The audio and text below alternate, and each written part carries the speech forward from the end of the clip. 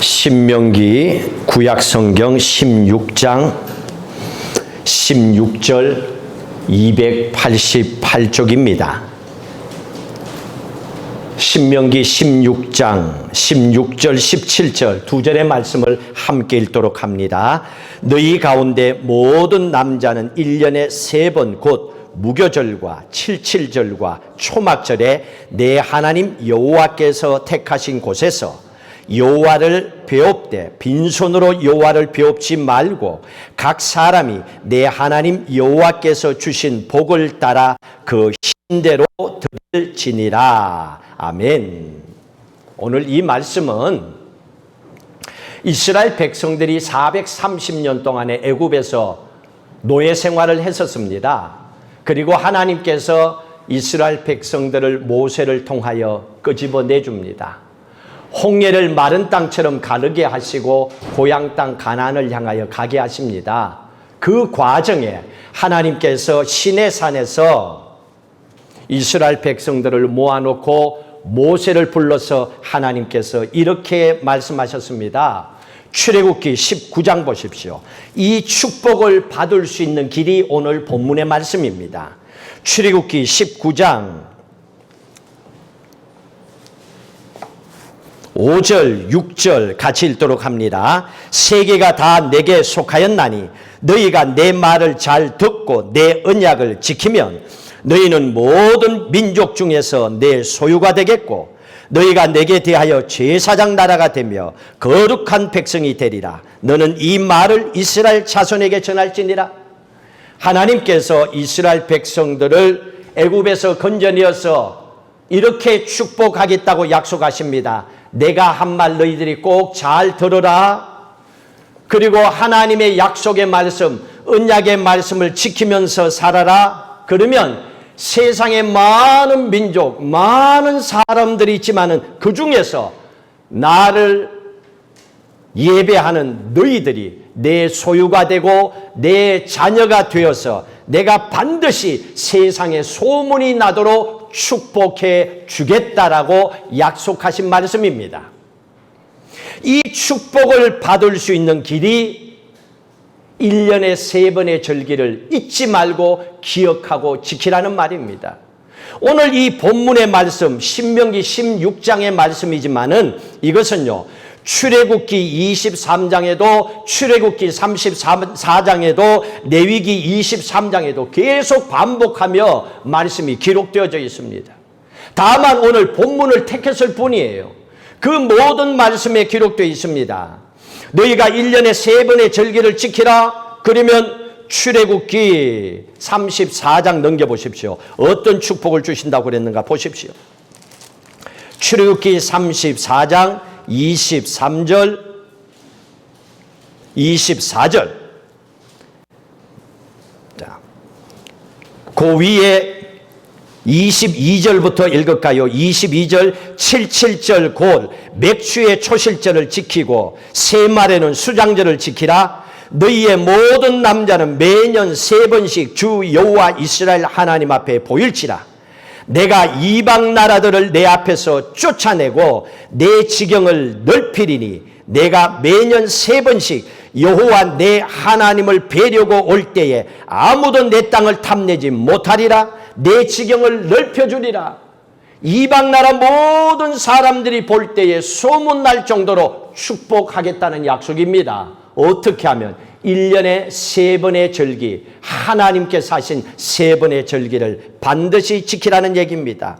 오늘 본문의 말씀으로 다시 넘어오십시오. 16절에는 3번의 절기가 기록되어 있습니다. 첫 번째는 무교절이라고 했지요.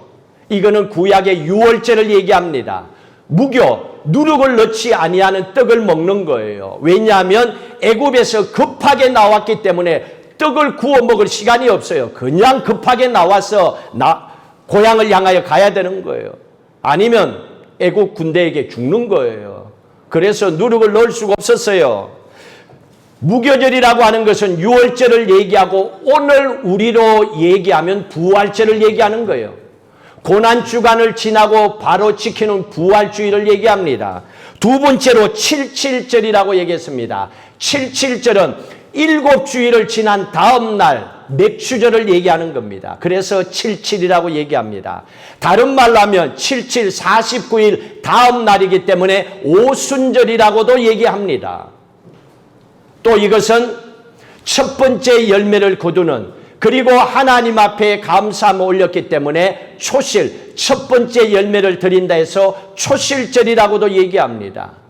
지금 우리로서는 다음 주에 지키는 맥추절입니다. 이게 77절이에요. 똑같은 절기의 말씀을 설명합니다. 또 세 번째로는 초막절을 지키라 그랬습니다. 다른 데는 장막절을 지키라라고도 표현합니다. 광야 40년의 생활을 잊지 말라는 얘기입니다. 거기서도 하나님께서 너희들을 지켜줬다는 겁니다. 그래서 초막을 짓고 하나님 앞에 예배합니다. 또 장막절이라고 하는 것은 모든 열매를 거두어서 창고에 넣는다라고 해서 수장절이라고도 합니다. 이거는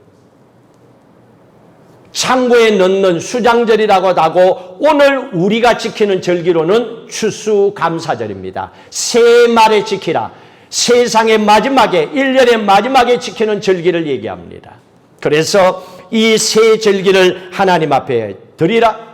특별히 오늘은 다음 주에 드릴 맥추절에 대한 말씀을 우리에게 줍니다.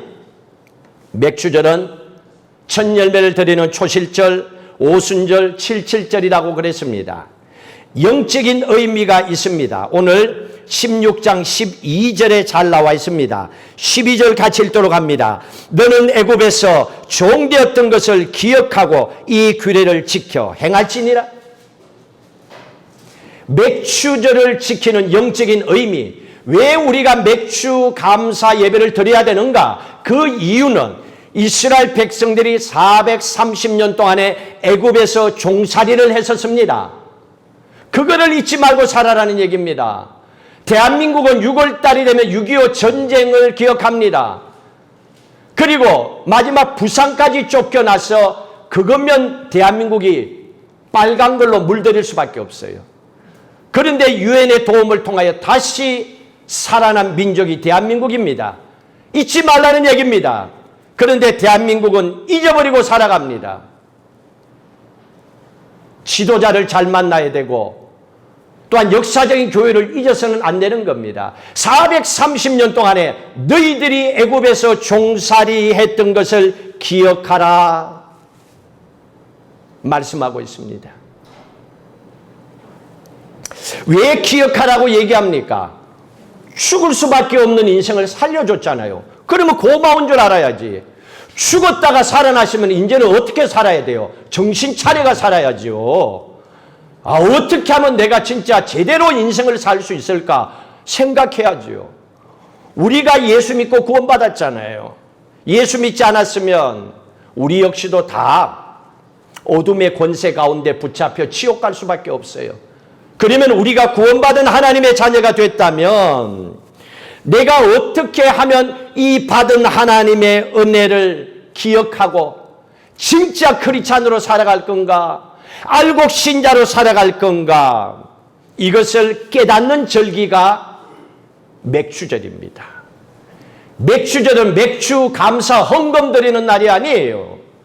영적으로 내가 알곡 신자로 살아가야 되는데 왔다 갔다 하는 사람이 아니고 진짜 크리스찬으로 살아가야 되는데, 와 진짜 하나님 나하고 함께 계시네, 나도 그걸 느끼면서 예배해야 되는데 어떻게 하면 그렇게 살 수 있을까? 그걸 깨닫는 절기입니다. 그런데 이건요, 진짜 나는 죽었다 살아났다고 본인이 느껴야 돼요. 우리 이기돈 집사님 함께 얘기 드리지만은 집사님 그렇게 얘기하는 거예요.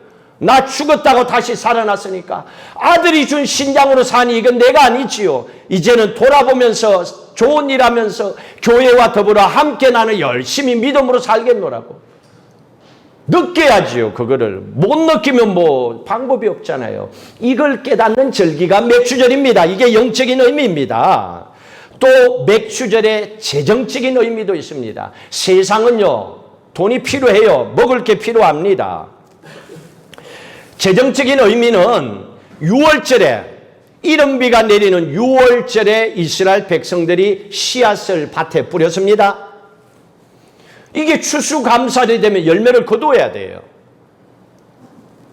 추수감사절이 되었을 때에 풍성한 열매를 거두어야 되는데 어떻게 하면 이 풍성한 열매를 추수감사절 때 거두어서 하나님께 올려드릴 수 있을까? 어떻게 하면 이 농사 지은 것이 가을에 추수 때에 풍성한 열매를 거두어 감사하며 살아갈 수 있을까? 그 능력을 하나님께 받는 시간이요, 그 하나님의 은혜를 받는 시간이 맥주 감사절이에요. 심었다고 그냥 나는 게 아니에요. 나 같은 사람은 농사를 잘 몰라요. 뒤에 노는 땅이 있어서 좀 이렇게 와이프 따라가 이렇게 했더니만은 나는 놈은 나고 죽는 놈은 다 죽어요. 별로 관심이 없으니까 나든지 말든지.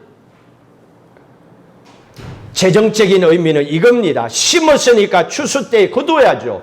그러려면 능력을 받아야죠. 하나님의 은혜와 지혜를 받아야죠. 그래야 1년을 살고 마지막에 열매가 거두어질 거 아니에요. 그냥 하루 눈 뜨고 산다고 그냥 1년에 뭔가가 생겨지지는 않는 거 아닙니까? 그래서 우리는 맥주 감사절을 통해서 두 가지를 알아야 됩니다. 영적으로 여러분들도 알곡 신자가 되시길 주의 이름으로 축복합니다. 그리고 재정적으로도 풍성한 축복으로 풍년이 되는 한 해의 삶이 되시길 주의 이름으로 축복합니다. 이게 하나님께서 맥주절을 주신 가장 중요한 영적인 재정적인 축복입니다. 또 이 맥주절에는 성경의 역사적으로 어떤 일이 일어났는가? 두 가지의 큰 사건이 일어난 것이 맥주절에 있었던 사건입니다. 첫 번째는 구약의 시내산에서 이스라엘 백성들이 광야 가운데 살아갈 때 시내산 가운데서 하나님께서 하늘을 가지고 하나님께서 구름처럼 이스라엘 백성들 가운데 임하셨습니다.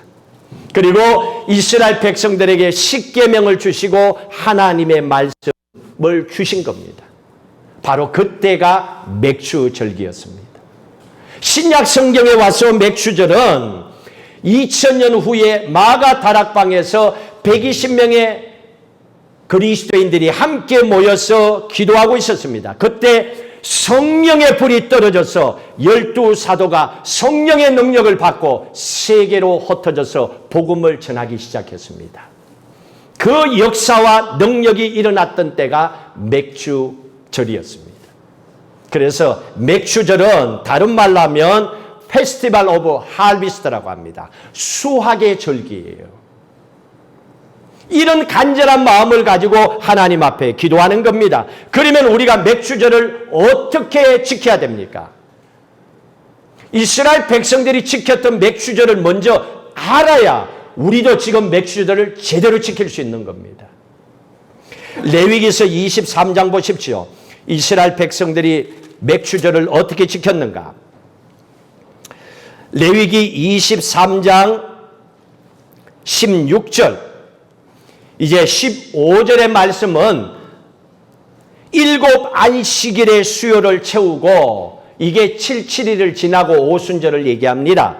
이게 지금 맥주절이죠. 맥주절의 예배를 16절에 어떻게 16절 17절 같이 읽습니다. 7 안식일 이튿날까지 합하여 50일을 계수하여 새 소제를 여호와께 드리고, 새 소제를 곡식을 드리는 겁니다. 소제는 레위기서에 보면 제사의 방법 가운데 소제, 곡식을 하나님 앞에 드리는 겁니다. 새로운 소제, 첫 소제, 미리지요. 이스라엘 백성들에게는 이거를 첫 열매로 하나님 앞에 드리는 겁니다. 17절이 있습니다.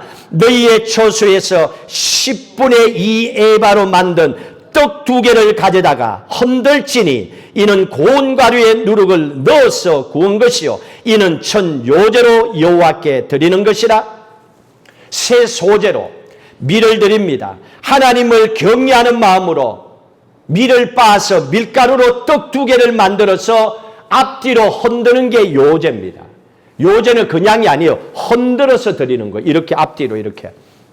이게 예배도 구약 때는 다 달라요. 여러분들은 이걸 모르니까 교회에 그냥 왔다가 그냥 이게 그냥 예배인 줄 알잖아요. 예배도 모양이 다 달라요. 여러분들이 결혼기념일 다르고 생일이 다르고 뭐 모든 게 다르듯이 다 달라요. 예배 드리는 방법이. 요새는 이렇게 앞뒤로 흔들면서 드리는 거예요. 그만한 이유가 있었습니다. 자, 이 맥주 감사절은 첫 열매를 초실절이라 그랬습니다. 첫 열매 밀을 우리 같으면 보리가 먼저 나잖아요. 보리 농사. 그래서 보리의 첫 열매를 하나님 앞에 가져와서 감사 예배를 드렸습니다. 왜 감사하냐면요. 감사할 수밖에 없어요. 죽다가 살아난 사람은 무조건 감사하죠. 그것처럼 이스라엘 땅은 사막입니다. 지도 보세요. 가서 보세요. 사막입니다. 그리고 여기는 비가 잘 오지 않아요. 어떤 때는 몇 년 동안에 비가 오지 않아요. 비가 오지 않으면 모든 농작물이 다 타 죽어버립니다. 심어도 소용이 없어요. 그러니 어떡합니까? 먹고 살아야 되는데 뭔가가 없잖아요. 또 이스라엘 지도를 보세요. 중간에 샌드위치가 돼가 사방에 엄청스러운 나라들이 지금 둘러싸고 있습니다. 중동을 지금 얘기하는 거예요. 주위에 적들이 많기 때문에 농사가 잘 되어 거두놓으면 와서 다 빼앗아가 버립니다. 힘이 없으니까. 이런 형편에서 이스라엘 백성, 이스라엘 나라가 있었습니다. 기도할 수밖에 없지요. 그래서 맥주절마다 하나님 앞에 이 기도하는 거예요. 심었는데 이제는 추수 때 거둬야 되는데 아무리 생각해도 하나님께서 비를 줘야 되고 주위의 적들로부터 지켜줘야 되고 뭔가가 하늘로부터 도움이 없으면 안 되는 거예요. 그러니 저 이스라엘 민족은요, 하늘을 보고 살 수밖에 없어요. 맥주절이 되면 이스라엘 백성들이 기도합니다. 뭘 기도합니까? 하나님 열매를 심었습니다. 이제 앞으로 추수할 때까지 남은 6개월 동안에 하나님께서 하늘로부터 비를 내려주십시오. 기도합니다. 하나님께서 이 사업을 시작했으니까 이 사업이 잘 되도록 축복해 주십시오. 기도합니다. 또 주위에 적들이 많이 있습니다. 열매를 거둬도 빼앗아갑니다. 적들로부터 하나님 지켜주십시오. 기도하는 거예요.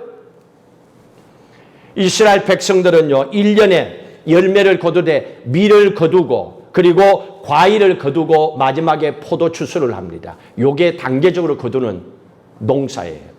그런데 이 곡식과 과일과 포도의 열매를 아무리 해도 내 힘으로 안 되잖아요. 그러니 하나님 이 농사가 잘 되어서 추수하도록 하나님 남은 시간 축복해 주세요. 내 생명도 건강도 하나님 축복해 주십시오 하고 감사 예물을 첫 열매 밀을 올려드리면서 하나님 앞에 드렸던 것이 맥주절이요 초실절이었습니다. 그렇게 하나님 앞에 예배를 드렸던 겁니다.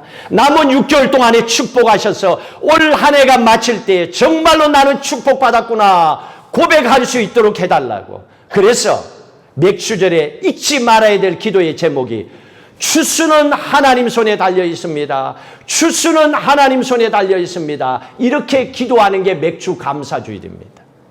이 주신 사업은 하나님 손에 달려 있습니다. 내 생명도 하나님 손에 달려 있습니다. 내 자식들이 잘 되는 것도 하나님 손에 달려 있습니다. 이렇게 기도하는 게 맥주 감사절이에요.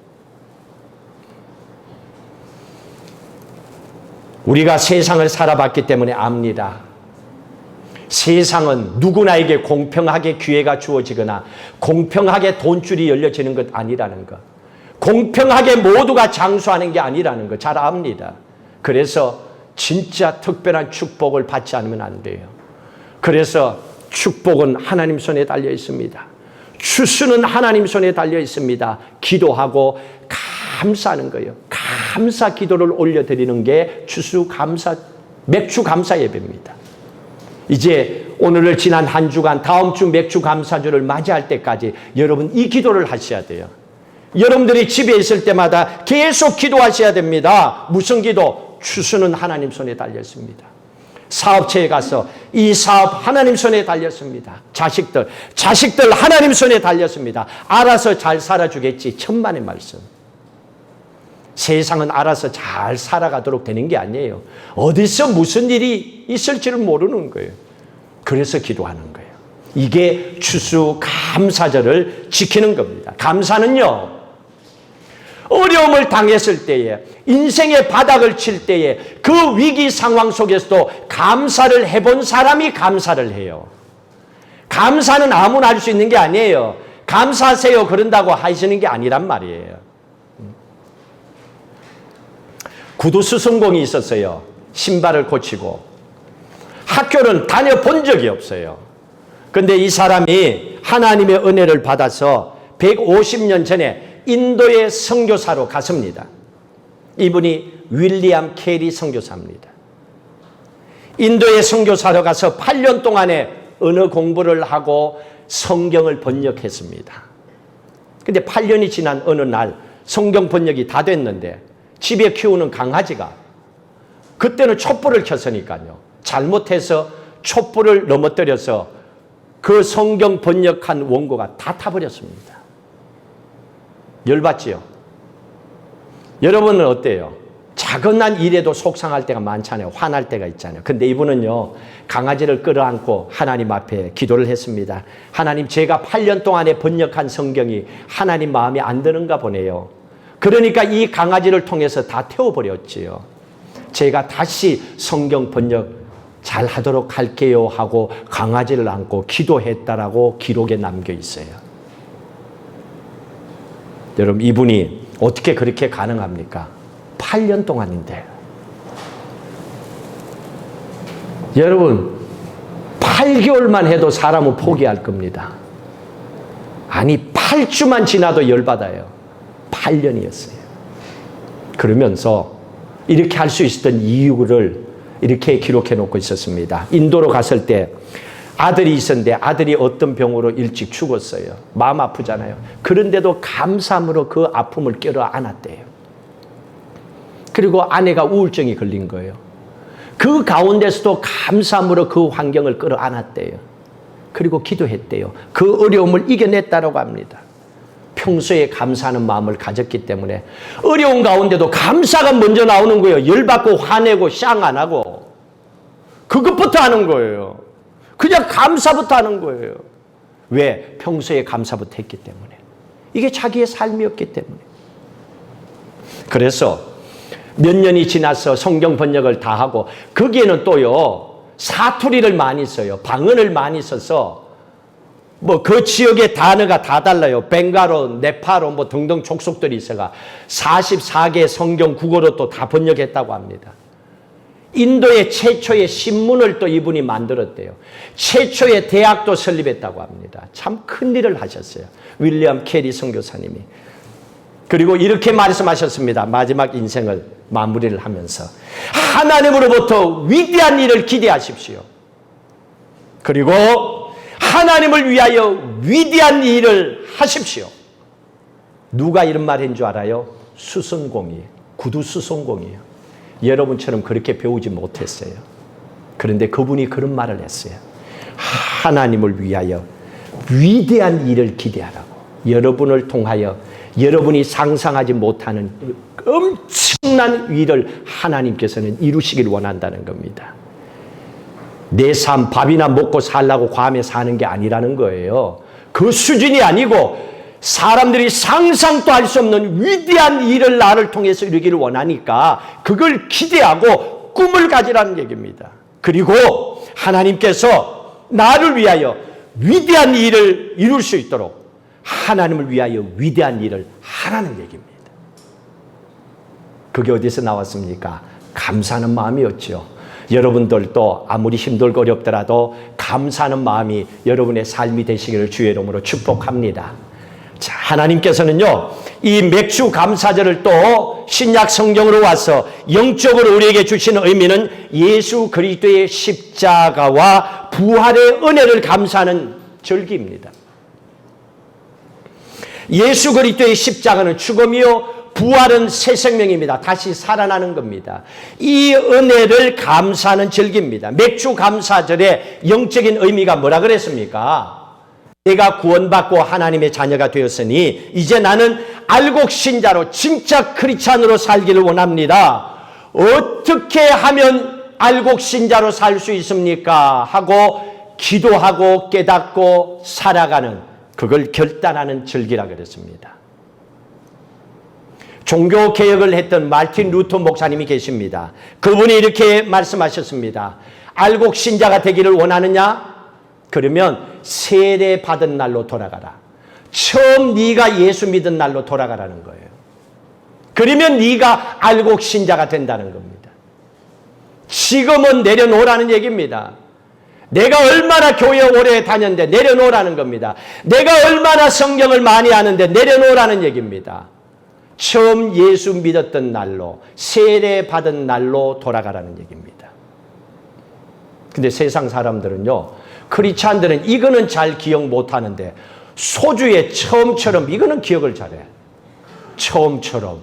그거는 잘 기억하는데 왜 이거 처음으로 돌아가는 이거 기억을 못해? 앞으로 처음처럼 마실 일이 있으면 이것도 겸하여 같이 좀 기억하세요. 처음으로 돌아가야 돼, 처음으로. 세례받은 날로 돌아가라는 얘기입니다. 불교는요, 돌을 닦는 종교잖아요. 돌을 닦아야 돼요. 근데 기독교는요, 인간의 노력으로 하는 게 아니에요. 하나님의 은혜로 살아가는 것이 기독교입니다. 그러려면 내가 하나님의 은혜로 사는구나. 하나님이 나를 축복하셨구나. 하나님께서 이 길도 열어주셨구나. 이런 고백이 있어야 되는 거지요. 그게 하나님의 은혜로 살아가는 거잖아요. 그래서 마틴 루터 목사님이 이렇게 얘기했습니다. 내가 진짜 하나님의 은혜를 깨닫고 알곡 신자로 진짜 크리스찬으로 살고 싶어가지고 이렇게 예수 믿어서는 안 된다고 생각하고 유리가 깨진 계단을 올라가면서 돌을 닦아봤다. 그런데 알곡 신자가 안 되더라고 얘기했습니다. 그런데 내가 그렇게 몸부림치고 유리 조각을 밟으면서 무릎으로 올라갈 때 내가 한 가지 깨달은 게 있다. 의인은 믿음으로 말미암아 산다는 거. 로마서의 말씀을 깨닫다는 거예요. 그래서 기독교는요, 믿음으로 사는 종교예요. 믿음이 뭡니까? 하나님의 은혜로 사는 거예요. 어떻게 은혜 받아요? 하나님 믿고 내 아버지인 걸 믿고 맡기고 소원해야죠. 그러려면 어떻게 해야 됩니까? 내가 하나님의 자녀이라는 확신을 가져야죠. 내가 하나님의 자녀인 걸 믿으면 로마서 8장의 말씀 속에서도 자녀는 곧 상속자라 그랬잖아요. 아버지께 다 내 거예요. 그러면 세상 만물의 주인이 아버지인데 하나님이 주인인데 걱정할 게 뭐 있어요? 내가 주인 되어 살려고 하니까 걱정이죠. 하나님이 주인 되시면 하나님께서 도와주신다는 거지요. 이 믿음으로 사는 겁니다. 그렇게 하기 위해서 마틴 루터 목사님이 얘기를 했습니다. 알곡 신자가 되길 원하느냐? 거룩한 사람으로 살기를 원하느냐? 그러면 세례받은 순간으로 매일매일 돌아가라는 거예요. 어떻게 하면 은혜로 살지? 그러면 또 처음 세례받은 날로 돌아가는 거예요. 항상 생각이 처음의 자리로 돌아가라는 얘기입니다. 왜 그런 줄 아세요? 세례를 받았다는 얘기는요, 물에 들어가고 물에서 나오잖아요. 머리에 물을 찍고 그 다음에 뗍니다. 이것처럼 물에 들어갈 때는 옛사람 내가 죽는 거예요. 물에서 나올 때는 새 생명, 하나님의 아들, 딸이 되어서 새롭게 태어나는 겁니다. 그래서 세례라고 하는 것은 물로 들어갈 때 십자가의 죽음이요, 물에서 나올 때 예수와 함께 부활하는 거예요. 맥주 감사절에 우리가 영적으로 깨달아야 되는 게 이겁니다. 이 말씀이 로마서 6장에 나와 있어요. 한번 보세요. 로마서 6장 4절 말씀 같이 읽도록 합니다. 그러므로 우리가 그의 죽으심과 합하여 세례를 받음으로, 그랬죠. 예수 죽는 것이, 십자가의 죽음이 우리가 세례 받을 때 물에 들어가는 거예요. 그게 세례입니다. 죽었습니다. 세례 받을 때. 그 다음에 그와 함께 장사되었나니, 죽었습니다. 세례 받을 때. 그 다음에 어떻게 됩니까? 이는 아버지의 영광으로 말미암아 그리스도를 죽은 자 가운데서 살리심과 같이 우리로 또한 새 생명 가운데 행하게 하려 합니다. 우리를 살려서 새 생명 가운데 살도록. 이게 부활이에요. 부활. 이게 세례입니다. 그래서 세례는 꼭 받아야 돼요. 예수 믿고 나면. 예수 믿고 나면 세례를 받는다는 것은 이제는 나는 세상 사람으로 사는 게 아니야. 이제는 하나님의 자녀로 산다. 그러려면 어떻게 됩니까? 지금까지 살아왔던 옛사람, 나는 십자가에 죽어야 되잖아요. 그래서 세례 물뿌림을 합니다. 물에 들어갑니다. 그리고 나서 다시 세례받은 후에 물에서 나오면서 새 생명으로, 부활의 생명으로, 하나님의 자녀로 믿음의 눈으로 세상을 살아가는 거예요. 믿음으로 사는 겁니다. 그 축복을 주시는 겁니다. 그래서 매일매일 세례받은 순간으로 돌아가라는 얘기입니다.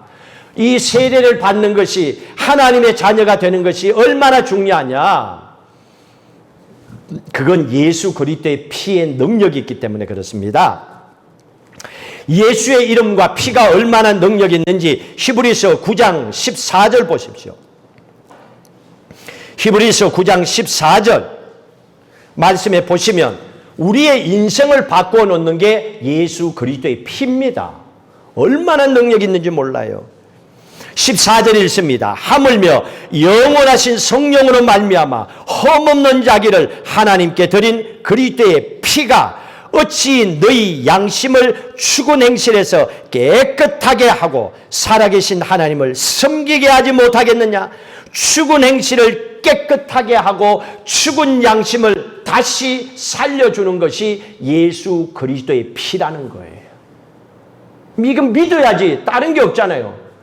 여러분 몸속에 예수의 피를 받아가 다시 피 바꾸치기를 해봤어요. 아무것도 아니잖아요. 그렇기 때문에 이거는 예수 그리스도의 보혈의 피가 예수 믿을 때에, 세례 받을 때에 하나님의 자녀의 삶 속에 이렇게 변화를 일으켜주는 거예요. 예수의 보혈의 피를 통하여 나의 죽은 행실, 과거에 못났던, 하나님을 알지 못했던 삶을 깨끗이 다시 바꿔주는 거예요.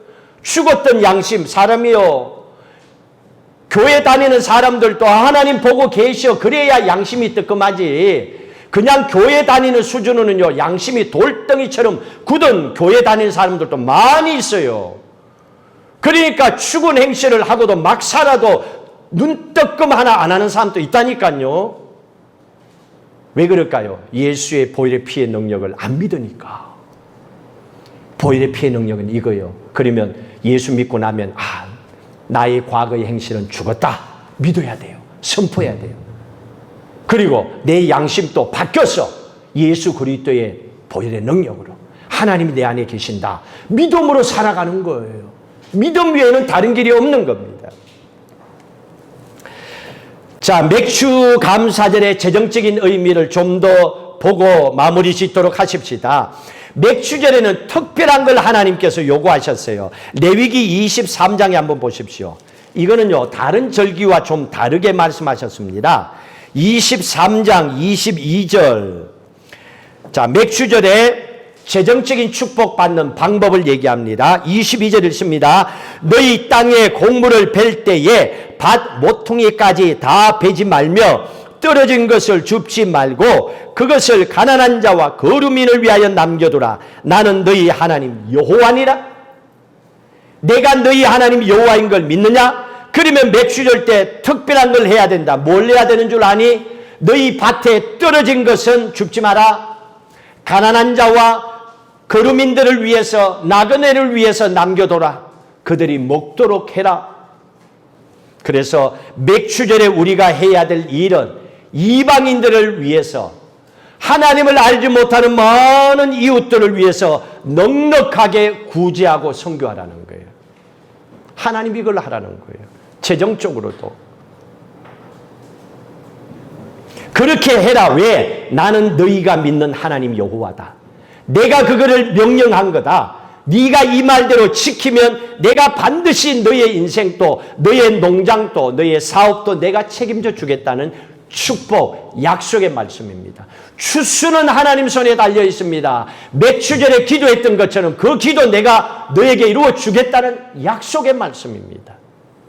그러기 위해서 너희가 먼저 풍성한 삶을 살기를 원하면 하나님께 감사하는 마음을 잊지 말라는 얘기입니다. 하나님 앞에 감사하는 마음뿐만 아니라 가난하고 힘든 사람들을 돌아보며 베풀며 살아가라는 얘기입니다.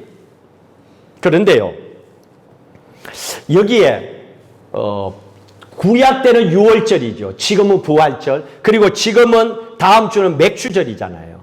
근데 이게 차이점이 있어요. 자, 보실래요? 23장 6절 성경을 보셔야 됩니다. 6절에 6월절에는 이렇게 합니다. 6절에 있습니다. 이달 15날은 여호와의 무교절이니 이래 동안 너희는 무교병을 먹을 무교병, 누룩을 넣지 않는 빵을 먹어야 돼요. 6월절에는. 이게 6월절 절기입니다. 고난주간이죠. 고난주간. 그리고 부활주일을 지키잖아요. 이때는 누룩을 넣으면 죽어요. 누룩을 넣은 떡을 먹으면 다 죽습니다.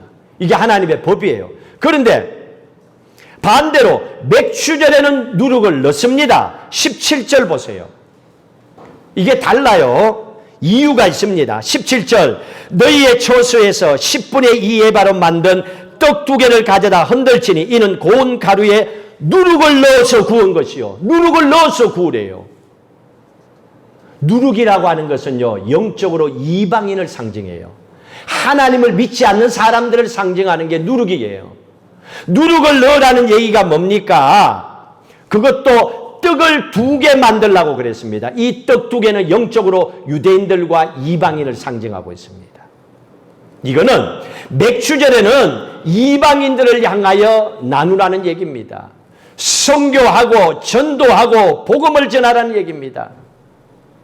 하나님께서 도와주는 인생으로 살기를 원한다면 너희 사업이 진짜 축복받고 건강 축복받고 너희 자녀들이 시온의 축복의 길을 걷기를 원하고 너희 가정에 소원하는 기도에 대한 응답을 받기를 원하느냐? 그러면 너도 무언가 하나님을 위해서 해라. 뭘? 감사하는 마음을 가지라는 겁니다. 이방인을 돌아보면서 하나님께서 기뻐하시나라는 거예요. 교회도 그걸 하라는 거예요. 맥추절에는. 넘치는 물질의 축복을 받으면 하라는 거예요. 그러니까 여러분들도 맥주 감사절 때 하나님 앞에 이 마음을 가지고 해야 되는 거예요. 하나님, 이 물질이 이렇게 힘든 이웃과 나라를 위해서 쓰임받게 해달라고. 하나님께서 그 손길을 위하여 복음을 전하라는 얘기입니다. 예수 믿지 않는 사람들에게 복음을 전하고 그들에게 도움의 손길을 베풀라는 얘기입니다. 반드시 하나님께서는 축복으로 그것을 채워주신다고 약속을 하셨습니다. 여러분들 지금 코로나를 통하여 굉장히 어렵고 힘든 시간들을 지내왔습니다. 저는 우리 김유 이현수 성도님의 가정이 코로나 와중에 마켓을 오픈해가지고 내가 깜짝 놀랐어. 깜짝 놀랐어요. 우리 문희만 집사님, 이현숙 집사님이 또 코로나 가운데 마켓을 오픈하셨고, 근데 우리의 생각으로는 그랬지요. 근데 갈 때마다, 기도할 때마다 하나님께서 뜨겁게 주시는 마음은 그게 아니에요. 하나님은 준비된 약속이 있었어요. 하나님은 약속된 축복이 있었어요. 우리가 알지 못하는 거예요. 근데 그걸 우리가 믿음으로 받으면, 그게 우리의 신앙의 간증이 되고 고백이 되면 하나님께서 우리를 통하여 세상을 변화시켜 나가기를 원하는 하나님의 뜻이 이루어지도록 해주신다는 얘기입니다. 여러분들이 가장 힘들고 어려울 때 어떤 시간들을 보냈습니까? 여러분 삶을 포기 안 했잖아요. 가장 힘들고 어려울 때도 견뎌내셨잖아요. 그리고 그럴 때에도 하나님 앞에 감사하는 마음으로 예배를 드렸잖아요. 괌에서 널푸른 게 하나밖에 없는지도 모르겠어요. 저희들은 코로나 와중에도 3번 나눠 갖고도 2명, 3명 모여 갖고도 예배를 드렸어요. 예배는 한 번도 기회만 오면 놓치지 않고 예배를 드렸어요. 지금까지 다 모이는 게 목적이 아니었습니다. 예배가 목적이었습니다. 놀라운 하나님의 축복을 부어주시지요. 하나님께서 이 교회를 향하여서. 그래서 저는 늘 기도했습니다. 하나님이 널푸른 교회가 좀 교인들도 물론 많이 보여주셔서 부흥하고 마음껏 이게 힘든 사람들에 나눠주고 베풀며 흘려보내며 살게 해달라고 기도했습니다. 또 재정적으로도 늘 어렵고 힘든 가운데 있다가 이 코로나19까지 겹쳤으니 참 답답한 시간도 있었지요. 근데 그때마다 기도했습니다. 저는 하나님, 널푸른 교회 재정 10,000불을 넘어본 적이 없어요. 남은 돈이. 하고 나면 항상 그랬었어요. 근데 기도했어요. 하나님, 50,000불 이상, 100,000불 이상 항상 넘치도록 좀 해달라고 기도를 했어요. 처음에 그 기도할 때 누가 내 옆에서 그 기도 들었던 사람이 있으면 목사님 참 어지간하도 뻥친다. 이렇게 얘기할 수 있겠죠. 왜 그렇게 안 되니까 보면 알잖아요, 여러분. 뭐 헌금 알잖아요, 대충. 매일 주보에 나가고 뭐 주일마다. 근데 기도했어요. 왜? 그러고 싶으니까. 그래야 뭔가를 할 수 있으니까. 아, 기도를 왜 못해? 누가 마고? 하나님이 어떤 하나님인데? 내 아버지인데 기도를 하고 그것도 코로나 와중에 기도를 했어요. 놀라운 것은 지난주일 헌금할 때 1차적인 선이 넘었어요. 그게 얼마인 줄 알겠죠? 하나님 5만 불이 넘게 좀 해주십시오. 교회 어카운트에 5만이라고 찍히는 걸 내가 처음 봤어. 여러분들이 헌금하신 거예요. 그것도 이 넓은 교회에서 코로나 가운데서 하나님의 은혜지요. 아무리 돌아봐도 헌금하라고 얘기할 수 없고 다른 교회는 교회 어카운트로 헌금하세요 하고 막 하기도 했는데 우리는 그렇게 해봐야 뭐 누를 줄도 모르고 할 줄도 모르고 할 사람도 없고 다 접어버리고 교회 모임합시다 이렇게 했잖아요. 그런데 하나님께서 우리의 형편을 아세요. 돌아봤어요. 아, 우리 모든 성도들이 예배에 올인해서 하나님 기뻐하셨구나. 그 힘든 가운데도 하나님 기뻐하셨구나. 하나님 이걸 원하고 계셨던 겁니다. 여러분의 삶에 가장 힘들고 어려울 때 감사의 마음을 놓치지 마십시오. 제가 괌 땅에 20년 넘게 있으면서 가장 힘든 순간은 성전 건축하는 3년이었습니다. 진짜 제로가 아니라 마이너스예요. 근데 그때 제가 하나님 앞에 기도했습니다. 하나님, 제가 받는 생활비도 없고 한 푼 돈이 인컴이 없지만 매주 헌금은 하게 해달라고. 헌금은 하게 해달라고. 100불씩 헌금하게 해달라고. 말도 안 되죠. 매주 100불씩. 제 자신의 기도를 했었어요. 그리고요, 기도를 했고 또 했어요. 1년인가 얼마, 한 1년이 뭡니까? 한 2년 지나고 나니까 마이너스 10,000불이 생겼어. 내 개인적으로. 왜? 이거 있잖아요. 이렇게 그리는 거, 이래가. 빌려가 섰기 때문에. 아, 그 다음 되니까 답답해요. 이 길이 없는 거야. 그런데 약속을 지키고 했어요. 그리고 와이프가 직장을 다니기 시작했어요. 그래서 와이프 보고 이제는 헌금이 당신이 좀 해주시오. 와이프가 헌금하고 그리고 지내왔어요. 근데 놀라운 것은 그렇게 했던 이유는요, 성전을 건축해야 되고 교회가 이 땅에서 복음의 사명을 감당해야 되고 아무리 봐도 이거는 믿음이 아니고는 하나님의 은혜가 아니고는 살아남을 길이 없는 거예요. 이 돈의 문제가 아닌 거예요. 이게 끝일 수도 있는 거예요. 그러니 제가 할 수 있는 최선을 다해서 후회하지 않고 미련 없이 하나님 앞에 해야 되는 거예요. 놀라운 것은 기도한 결과 하나님께서 여기에 성전에 온 지 7년 됐습니다. 성전 건축한 가면 10년입니다. 오늘까지 예배 드리도록 이 교회를 축복하시고 하나님은 이 교회를 더 귀하게 만들어 가시고 넓은 교회 안에 성가대가 세워지다니 웬 말입니까?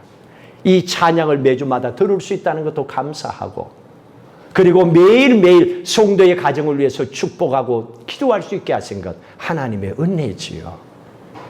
이게 추수가 하나님 손에 달려있다는 맥주 감사절의 기도였습니다. 여러분의 인생도 하나님은 똑같은 아버지이시기 때문에 똑같이 축복하십니다. 다음 주 맥주 감사 주일입니다. 한 주간 돌아보시고 기도하십시오. 여러분의 가정과 사업과 일터와 자녀와 여러분의 미래를 향한 하나님이 주시는 위대한 일에 대한 꿈을 가지고 기도하십시오.